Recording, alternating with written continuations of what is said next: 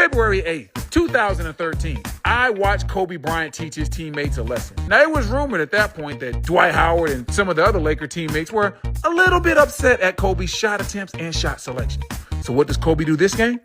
He barely shoots the ball at all in the first half. He would actually go scoreless. We would be up 12. We walk into the locker room. Our assistant coach, Dan Leibowitz, says to me, "Brendan, we're doing a great job on Kobe." I said, "Dan, you don't see what's going on out there? Kobe ain't Joe Clark, but school's in session, and he's teaching these boys a lesson expeditiously. He's trying to let these guys know, if I don't shoot the ball, you bums can't even beat the lowly Bobcats." And we were the bad news bears of the NBA that season. Only won 19 games. In the second half, the lead would balloon to 20, and that's when Mamba mentality truly kicked in. Kobe Bryant would score all 20 of his points in the second half. He'd finish the game with 8 assists. The Lakers would end up winning 100-93. Kobe spent the first half proving a point. He spent the second half ending the argument. Mamba out.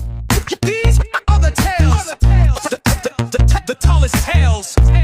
These are the tales that I say so well.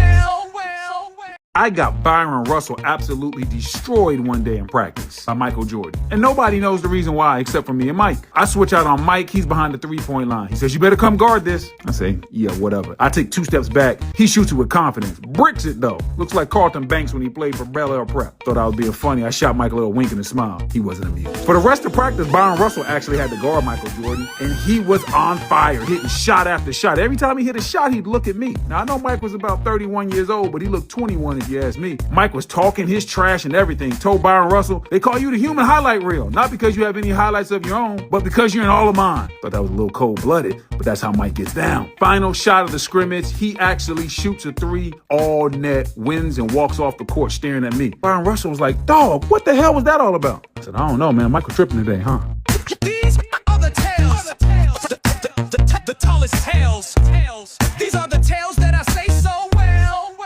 My favorite Bron moment was the shot that he hit in Chicago. Because all my career, all I heard was the talking heads, the Skip Baylesses of the world, that he was scared of the moment. Kept hearing, "Oh, he makes the pass because he's scared." And we're in Chicago. We're down 2. I can honestly say I've seen many game winners, but I've never seen this. David Blatt draws the play up for the game winner. He draws it up for J.R. Smith. Bron grabs the clipboard, says, "Absolutely not." No smoke, no disrespect to J.R. But Bron was like, "Are you serious?" No. Grabs the clipboard, erases the coach's play, draws his own play. He said, "Hey, Kelly, take it out. I'm gonna get the ball right here. I'm gonna fake like I'm going this way. I'm gonna pop to the corner. I'm gonna hit the 3." And he puts the other guys in the position. "You get here, you get here. Listen, I'm gonna fake it." Like he basically fakes like he's gonna go towards the basket just to get Jimmy off a little bit. Tosses him to the side, pops to the corner, 3 ball. Okay. Like, I've seen game winners. I've never been around anybody that drew up their own game winner. These are the tales. The tallest tales. These are the tales that I say so well. Everybody knows that Gilbert Arenas has many nicknames. Agent Zero, No Chill Gil, but one of his most famous nicknames while he was a Washington Wizard was the Hibachi. They had a whole promotional movement behind it. He had his own little celebration and everything. But would you believe me if I told you he actually stole that nickname? Yes. The original Hibachi is actually Jamal Crawford. We're playing the New York Knicks. Jamal Crawford is killing us. He is hitting us with every move in the book. And if you've seen Jamal Crawford play, you know he literally has every move in the book. We come to the bench. I look at Deshaun Stevenson. I say, "Man, that boy got y'all on the Hibachi grill tonight. He cooking chicken and shrimp." D. Steve starts laughing. We don't think nothing of it. The next day we have practice, and me and Deshaun Stevenson are on the same team. Deshaun's cooking in practice. Every time he hits a shot, we yell at each other, "Hibachi!" Gilbert Arenas starts seeing that, looking around, and he got that look on his face like Rico off belly. I don't like that. Don't like that at all. He actually starts doing it himself. He steals the nickname. The next game, Gil is on fire. He starts doing the Hibachi dance and proclaims he's the Hibachi after the game, and everybody gave him the credit. He had endorsement deals and everything else from Hibachi Grills, and he never broke your boy off a dime. And that's how Gilbert Arenas became the Hibachi. These are the tales. The tallest tales. These are the tales that I say so well. In 2008, Kevin Garnett definitely changed the whole psyche of the Celtics locker room. One player in particular, Kendrick Perkins. Now, me and Kendrick Perkins used to work out together in Bradenton, Florida at IMG Academy, so we had like a working friendship. Fast forward to the regular season, I see Perk. I say, "What up, dog?" He don't say nothing. I'm thinking Perk acting a little Hollywood, but alright, it is what it is. We get into a little squabble in the game over a rebound. Bam! He shoots me a bow. I said, "Perk, what the hell is that?" He looks at me, "You ain't even got to worry about that, dog." I said, "Perk, when the hell they start feeding you gunpowder? When did he become a tough guy? This ain't the guy that I know." He said, "Hey, big fella, if you don't like what I'm doing, you can see me in the back." That's my best Perk impression if you don't know. And so I said, "All right, fine. You know what, big Perk? I will see you in the back." Game is over with. I hit the back hallway. I end up seeing Perk by the family lounge. I told my boy, "Hold my bag." Me and him got smoked. Perk sees me out the corner of his eye, busts the biggest smile in the world. When he sees me come close, he daps me up, gives me the bro hug. "Man, you know it ain't nothing between us, boss." He said, "Kevin Garnett don't like us fraternizing with the other team, so we got to play a certain way." And right then and there, a little thing became a big thing. Kevin Garnett changed the way those guys did business. It's no surprise they became NBA champions. These are the tales, the tallest tales. These are the tales that I say so well.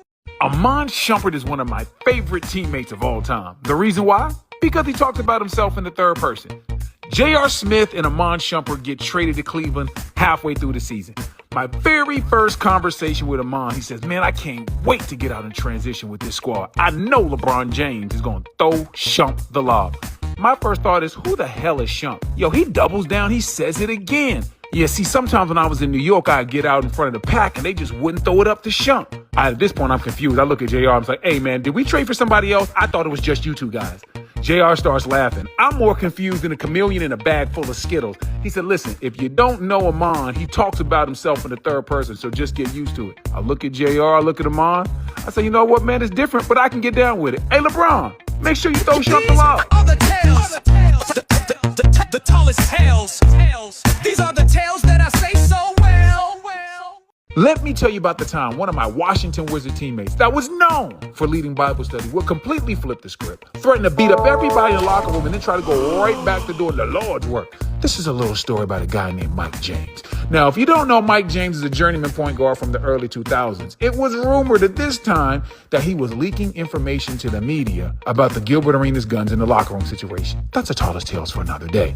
But on this day, Mike would just run up in front of the locker room, rip his shirt off and say, "Man, I know some of y'all think I'm snitching, but if you think I'm a snitch, you can come fight me right now." Then he starts flexing. I'm looking at him like, what in the ghost of Hulkamania is going on here? Nick Young leans over and says to me, "Hey, man, he's an angry snitch, isn't he?" Mike hears that. He immediately goes berserk. He tries to fight Nick Young. Me and Deshaun Stevenson won't let it go down.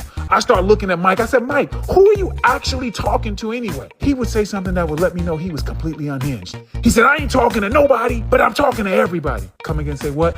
I don't even know what that really means. I still haven't figured that part out. But all I knew is Mike was completely losing it. We eventually ushered him out of the locker room. He would go on to meet us at the plane. When Mike gets on the plane, he acts like none of this ever happened. As a matter of fact, when we're landing the plane, he turns around and says, "Hey guys, I'm having Bible study in my room if any of you guys want to come." We're like, "You just threatened to beat all of us up less than 24 hours ago. Ain't nobody going to be in that Bible study session but you and Jesus, my boy. Bible study canceled." These are the tales, the tallest tales. These are the tales that I say so well. I once saw Charles Oakley smack another grown man in front of all his teammates and nobody did anything. Let me walk you through what happened. It's 2001. Charles Oakley plays for the Toronto Raptors. Tyrone Hill plays for the Philadelphia 76ers. They're having a preseason game in Chapel Hill my senior year. All of a sudden, I see Charles Oakley start pointing at Tyrone Hill. Now I see Charles Oakley making a beeline for half court. He's trying to get to him. 3 76ers jump in front of Charles Oakley to stop him. Next thing you know, they all part like the Red Sea. I mean, they were scared of him like he was Debo. He looked like old Omar off The Wire walking through the neighborhood with the trench coat on. He walked straight up to Tyrone Hill. He says what he has to say and he got his finger in his face. Tyrone Hill pushes Charles Oakley's finger out of his face. Mistake number one. Soon as he does that, whoosh, Charles Oakley hits him with the slap. I said, my God, that smack was hard as hell. And first and foremost, why did he slap him? Why didn't he punch him? He really ain't scared of this dude. That's the ultimate disrespect. disrespect. The officials come over there, they break up the little scuffle. Charles Oakley says his piece. The officials throw both guys out of the game. To this day, I'm still wondering, why did Tyrone Hill get thrown out the game? Getting thrown out for getting smacked is an all-new low. These are the tales. The tallest tales. These are the tales that I say so well. Caron Butler's first speech as a team leader was a little bit rocky. We're in Toronto for game 1 of the NBA season. We get a tough, hard-fought victory. Everybody is in the locker room hype after the game. Caron says, "Hey guys, all eyes on me." I said, "Oh snap, our new leader got something to say." He says, "Last year when I was playing for the Lakers, we didn't get a lot of wins like this. But I just know if we play with that type of fight, energy, and effort, it's gonna be different this year." He's off to a great start. Then he said, "And you know what? Sometimes I'm gonna say some things that some of you don't like. But that doesn't matter, because can't none of y'all whip my ass. Bring it in on 3. I was like, that can't be the end of the speech. But in fact, it was. I looked at Calvin Booth. I was like, did he just threaten all of us? He's like, I think he did. So yeah, I know Caron's our new team leader, but we got to get my boy a new speechwriter. These are the tales. The tallest tales. These are the tales that I say so well.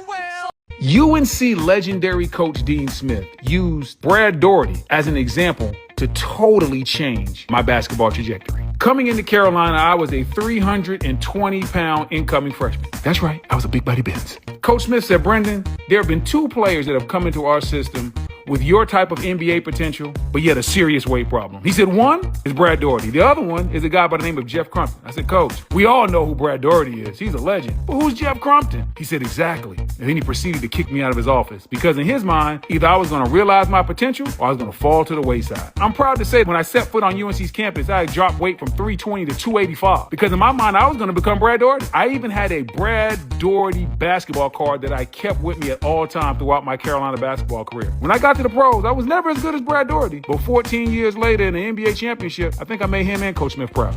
These are the tales. The tallest tales. These are the tales